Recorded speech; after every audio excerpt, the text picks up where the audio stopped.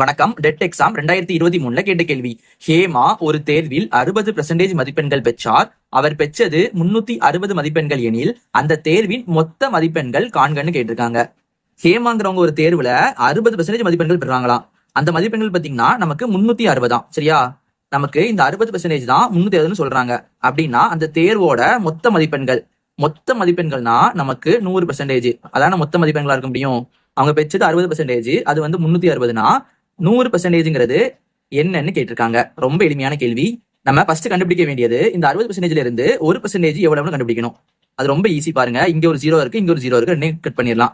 அடுத்து இங்க பாருங்க, ஓர் ஆர் 6, 6 ஆறா 36. அப்ப நமக்கு 1% அப்படிங்கிறது 6ன்னு கிடைக்கி. நமக்கு கேட்டுக்கிறது 100%. 1% 6 அப்படின்னா நம்ம என்ன பண்ணணும், இதை நம்ம 100ஆல பெருக்கும் போது நமக்கு 100 கிடைக்குமா? அப்ப 6 × 100னா நமக்கு 600 கிடைக்கும். அப்போ அந்த தேர்வோட மொத்த மதிப்பெண்கள் 600 இருக்கும். இது நமக்கு ஆப்ஷன் B ல இருக்கு. இதே மாதிரி உங்களுக்கு ஒன்று கொடுத்துருக்கேன். இதோட மதிப்பு என்ன வருது நீங்க கீழே கமெண்ட் பண்ணுங்க.